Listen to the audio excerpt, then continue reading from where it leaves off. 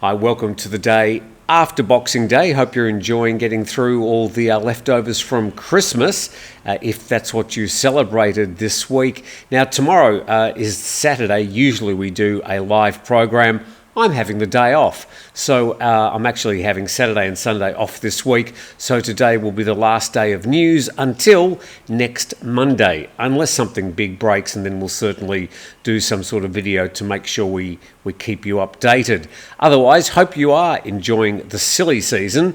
Sadly, we've got a couple of pretty bad stories to start with. Not rainbows and unicorns, as a lot of people suggest I do, but here we go with the first story.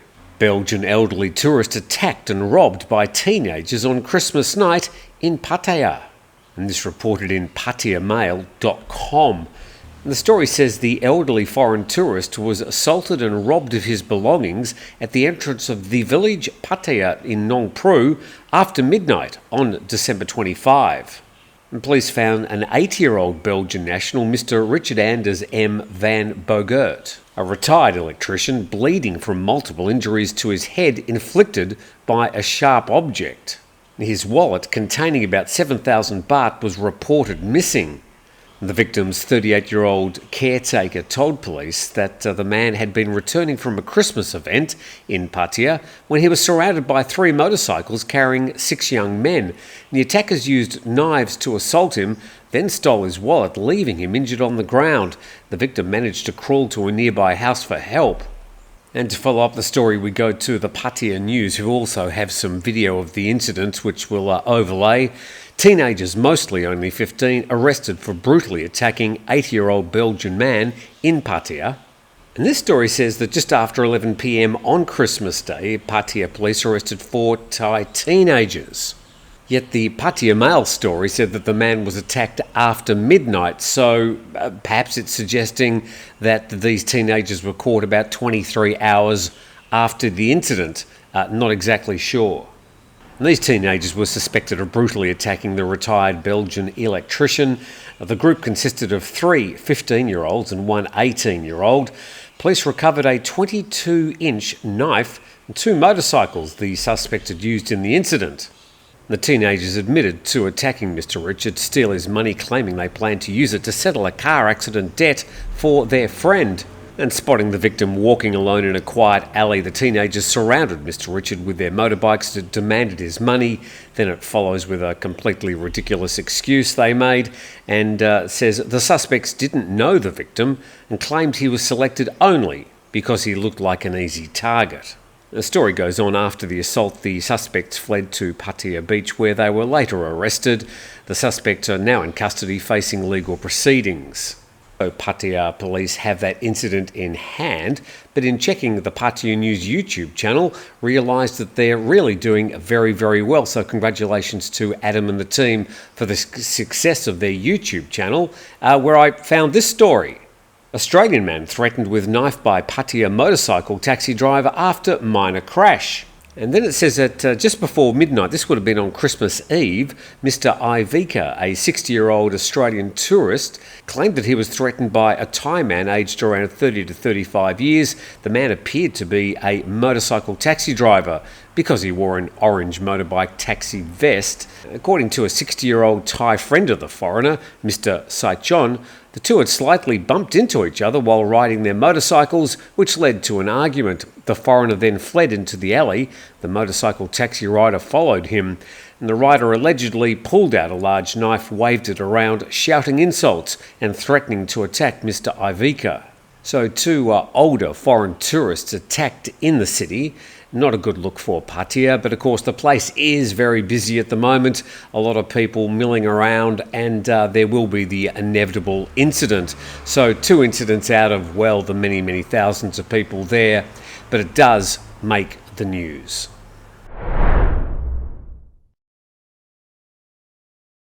And we acknowledge the support from 5-Star Marine at 5starmarinephuket.com. Recommend, if you are coming down south, that if you want to go and check the beautiful Phangar Islands, There's, I don't know, about 60 or 70 different islands you can check out there. Some beautiful beaches and locations. Check in with 5starmarinephuket.com. Check the destinations and the testimonials from a lot of happy customers. So thank you to 5 Star Marine. As we check into this other nasty story, reported in Bangkok Post, young Thai influencer dies after alcohol drinking challenge.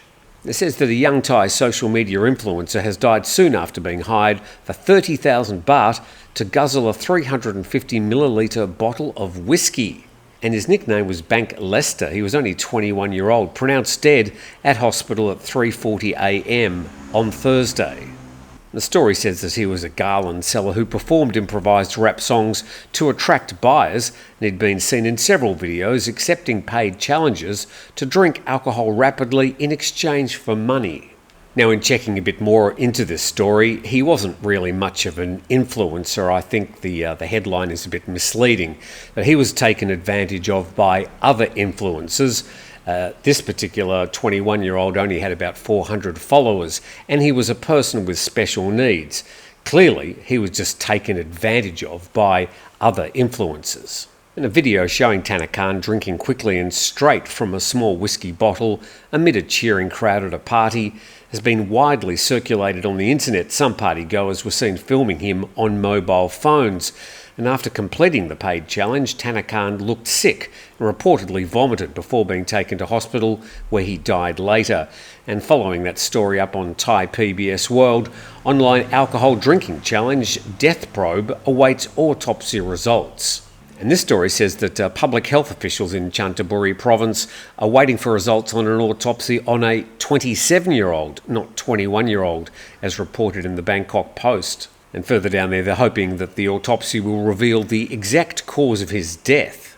And meanwhile, the Deputy Police Commissioner says if the medical examiner concludes that the individual died of unnatural causes as a result of someone else's actions, police will treat it as a criminal case. So if police can prove that it was in fact alcohol poisoning, can these other influencers that paid him the 30,000 baht to scull down that bottle of whiskey, can they be charged for manslaughter? And the Thai PBS story finishes by saying Bank is reported to have been a person with special needs and was often bullied.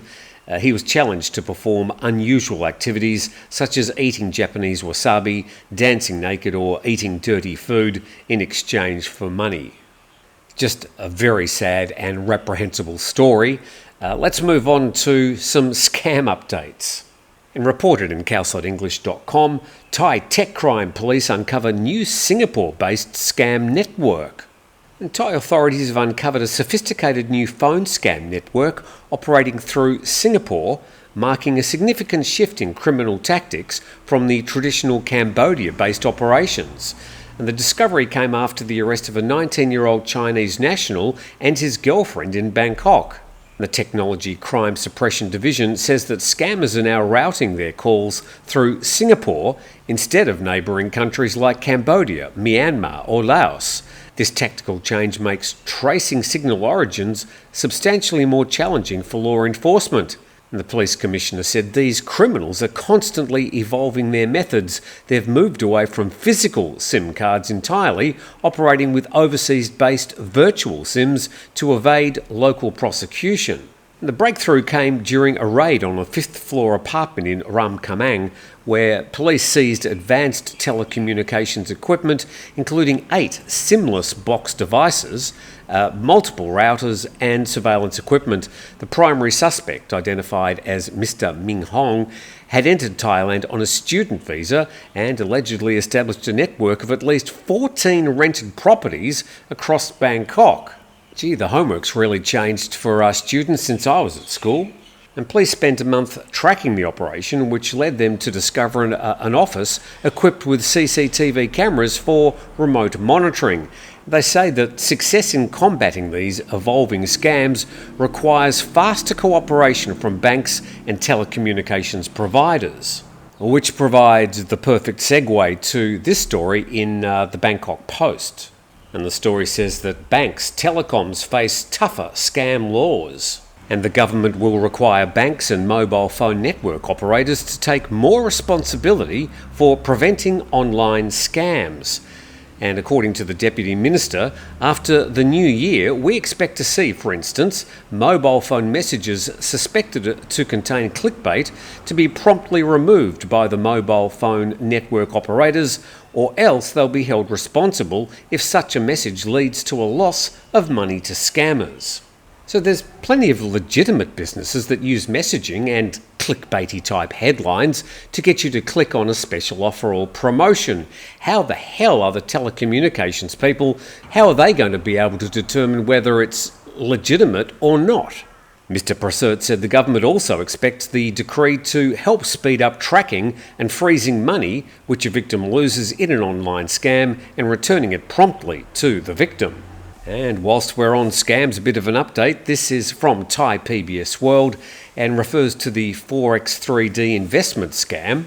And this was making news in 2023 and this year as well. Forex 3D investment fraudster sentenced to almost 50,000 years in prison. The criminal court sentenced 3 men who were involved in the Forex 3D investment scheme to nearly 50,000 years in prison each. This is yesterday, after finding them guilty of defrauding the public, causing financial damage estimated at 2.5 billion baht to nearly 10,000 investors. There's the 3 defendants' names. The prison term was, however, reduced to 20 years each because it's the maximum servable prison term permissible by the criminal court. They were also ordered to pay compensation to the investors to the tune of about 2.5 billion baht plus interest, dating back to April in 2021. And what exactly was the scheme? Well, the Forex 3D investment scheme was a foreign exchange trading operation offering high returns to investors ranging from 60 to 80% of the profits earned by the company. And the investment offer was, in fact, a Ponzi scheme.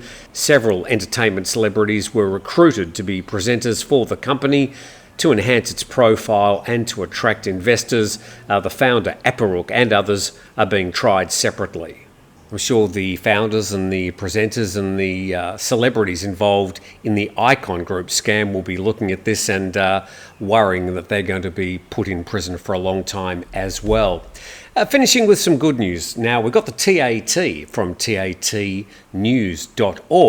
giving us a bit of a list of public holidays for next year. I'll put a link to this article in the description so you can mark it up in your calendar for next year. Plan your 2025 adventures with Thailand's public holidays. And there's the list, Thailand Public Holidays 2025, and it goes all the way from January. A lot happening in sort of the middle of the year and through to December. They've also got a list of holiday dates and observances, and they've also got a list of the long weekends. 1, 2, 3, 4, 5, 6, 7, 8, 9, 10 long weekends next year. So, plenty of public holidays next year. I'll put a link to that article in the description of this video. And that's about it for today. Please subscribe to the channel. Please support 5 Star Marine. And we do hope you have a good holiday. If you're having a holiday today, if you're sitting in the sunshine or whatever you're doing, I'm having tomorrow and Sunday off. So I'll see you Monday.